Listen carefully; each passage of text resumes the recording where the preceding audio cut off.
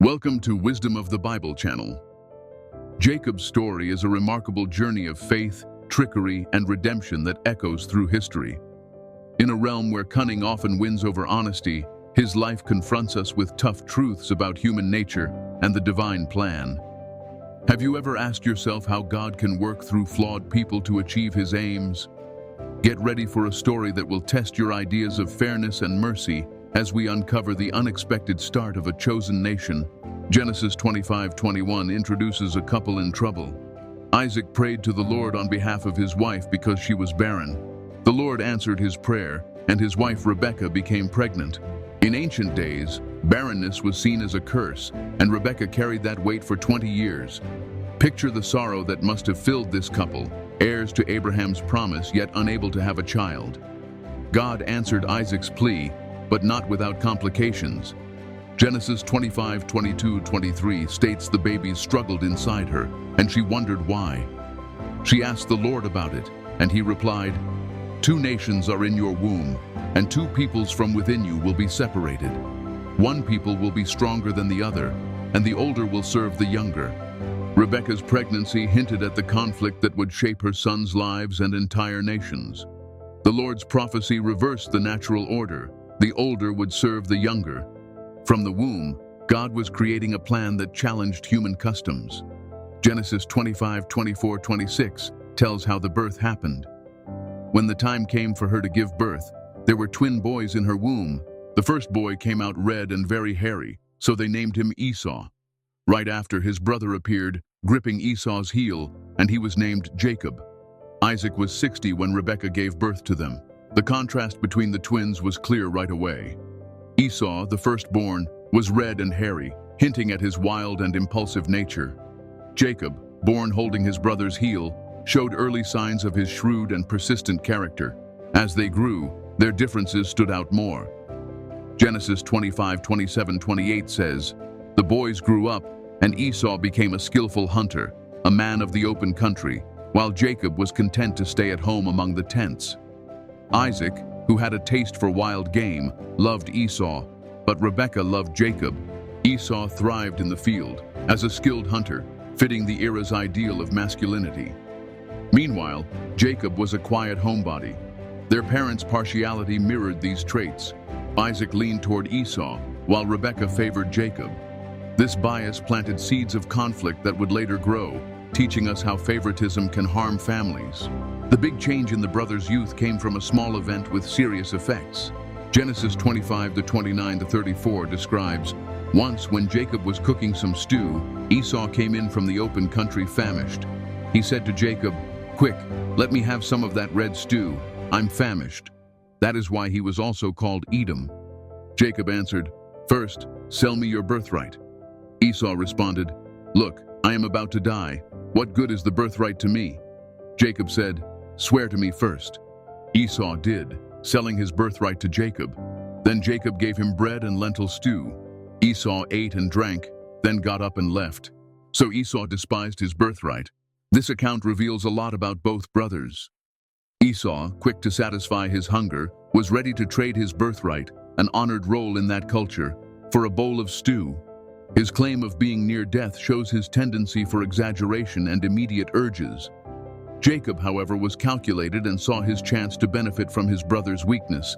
Though his methods seem questionable, he grasped the value of the birthright and seized the moment. The trade of a birthright for a meal illustrates Esau's impulsiveness and Jacob's opportunism.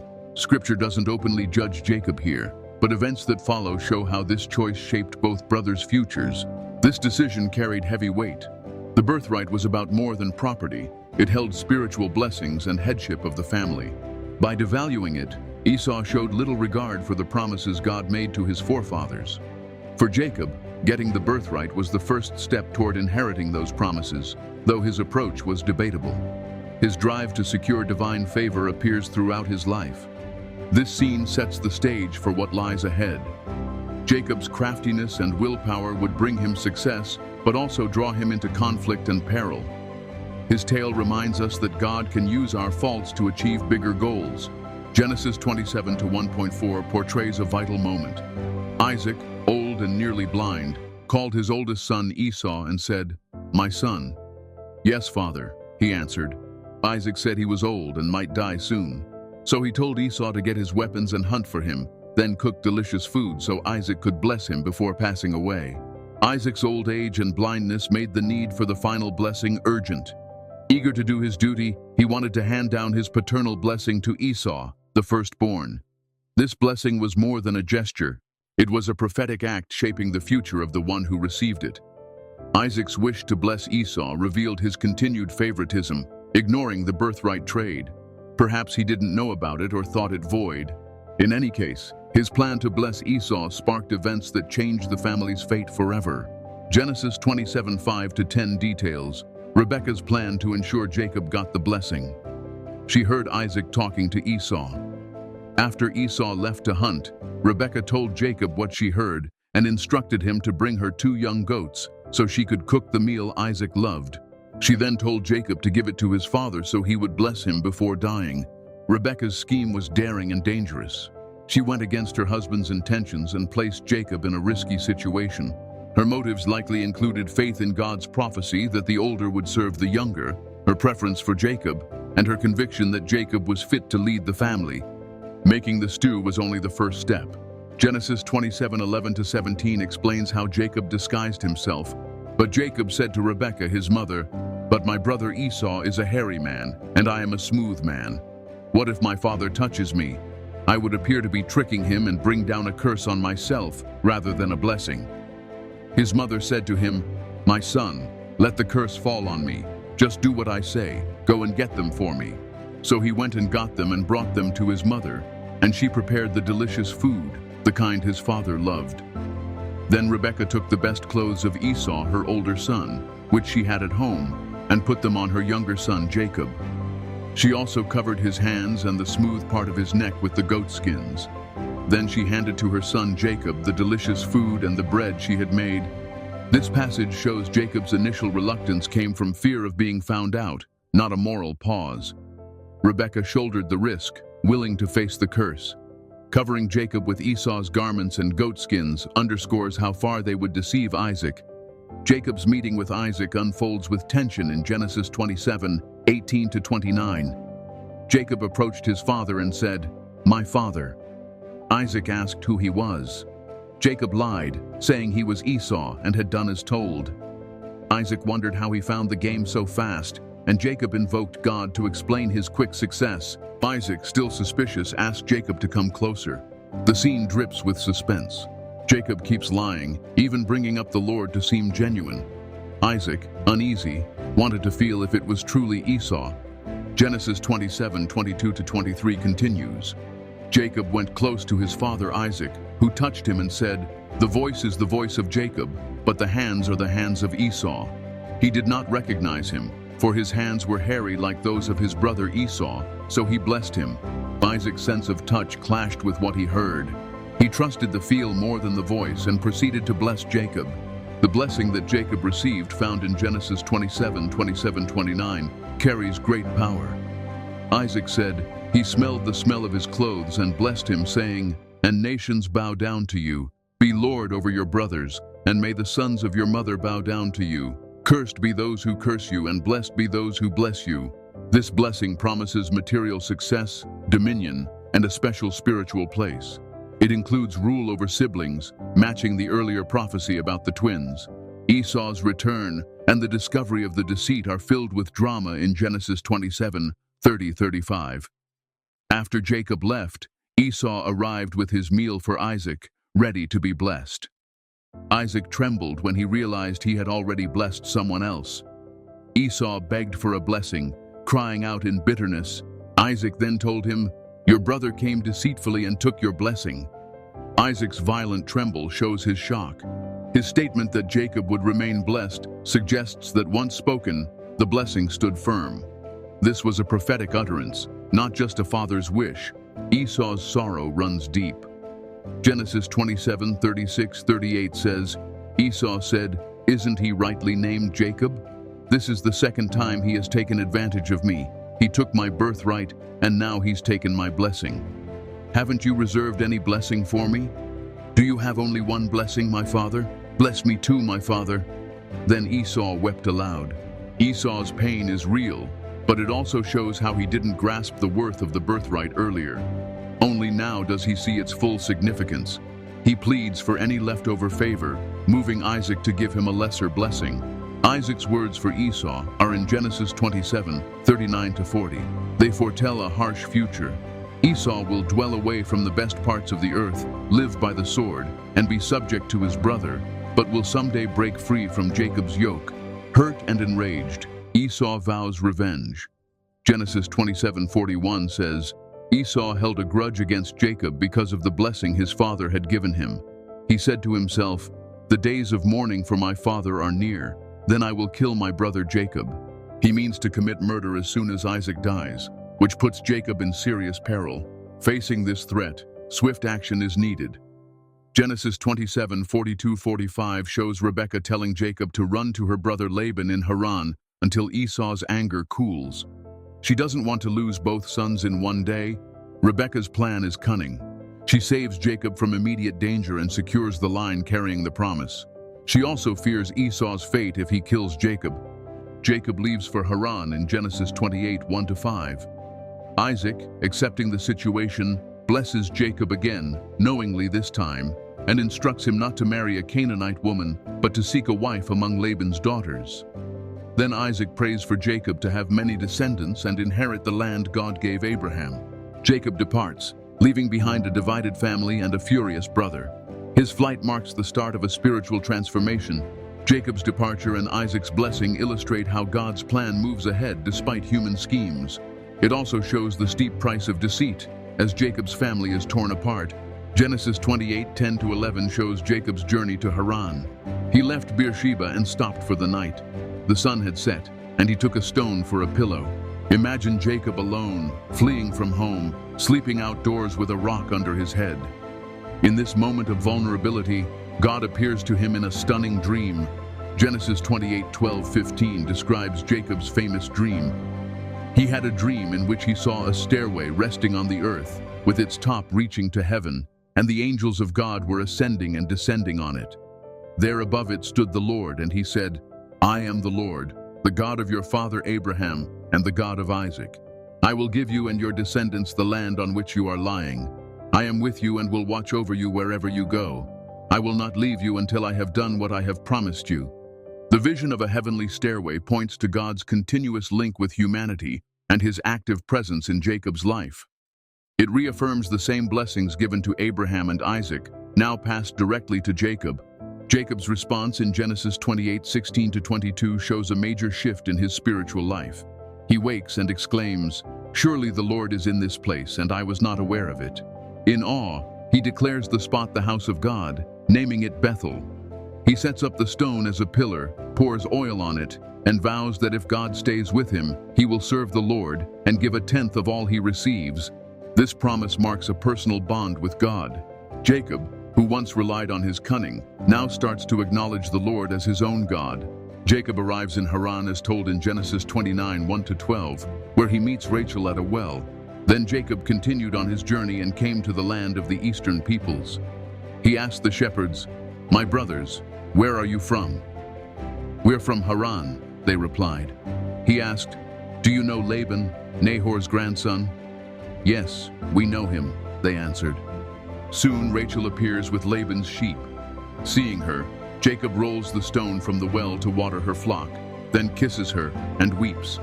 He tells her he is Rebekah's son, and she runs to inform Laban. This scene at the well echoes the meeting of Abraham's servant and Rebekah.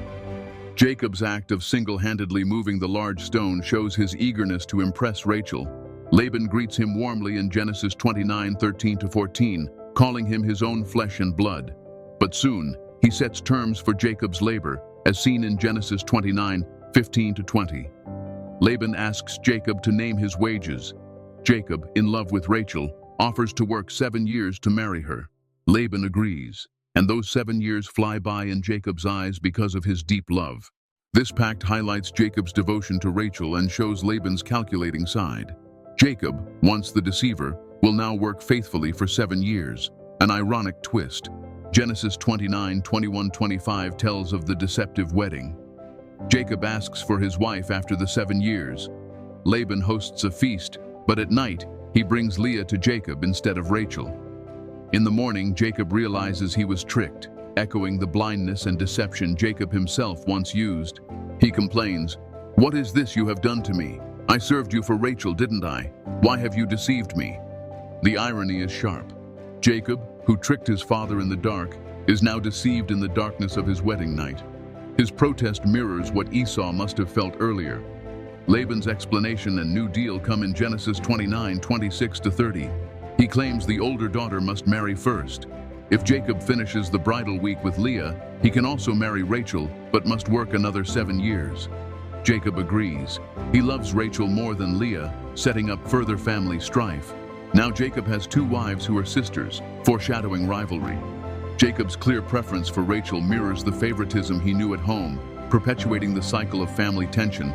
Jacob's children are born amid Leah and Rachel's competition, as seen in Genesis 29:31-35 and 30:1-24. Leah has Reuben, Simeon, Levi, and Judah. Rachel, barren at first, gives Jacob her servant Bilhah, who has Dan and Naphtali. Leah, stopping temporarily in childbearing, offers her servant Zilpah, who bears Gad and Asher. Leah later births Issachar and Zebulun. Finally, Rachel conceives Joseph.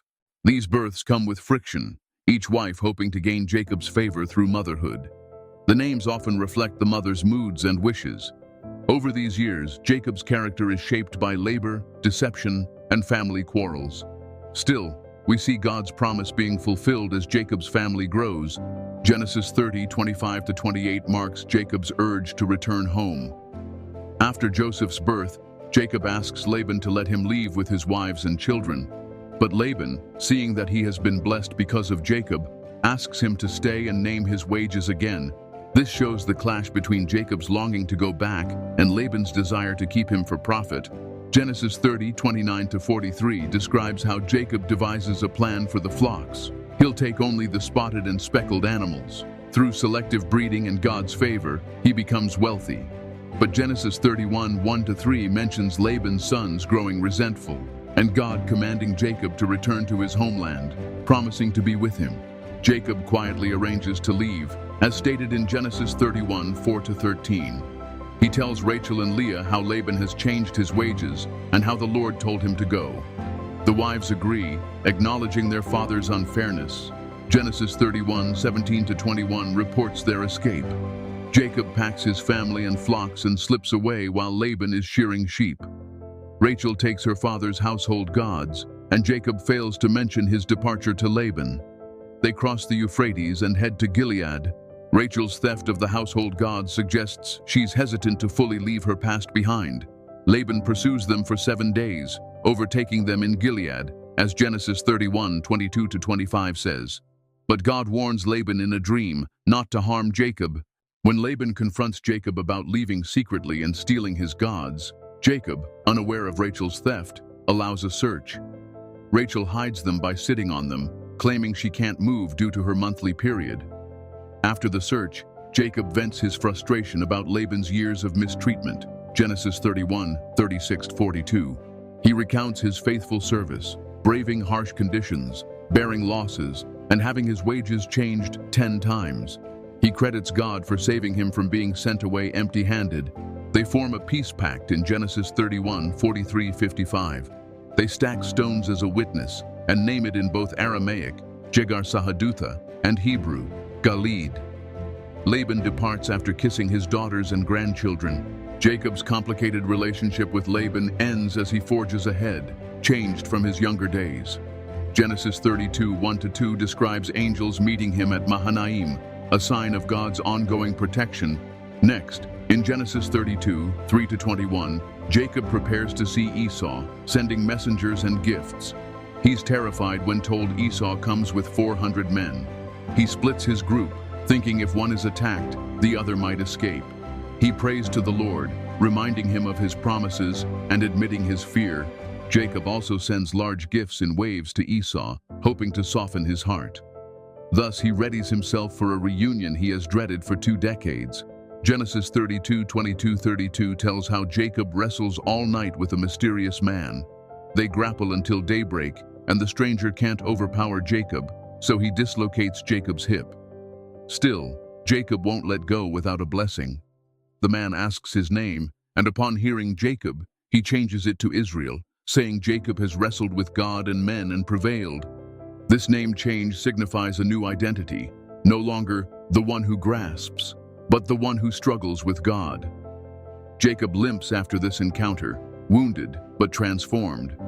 The next day, Genesis 33, 1-11 shows Jacob seeing Esau with 400 men. Jacob arranges his family by mothers and children, then bows 7 times while approaching. To his surprise, Esau runs to hug him, and they both weep. Their reunion is emotional and peaceful. Esau tries to refuse Jacob's gifts, but Jacob insists, saying he has everything he needs. They part on good terms.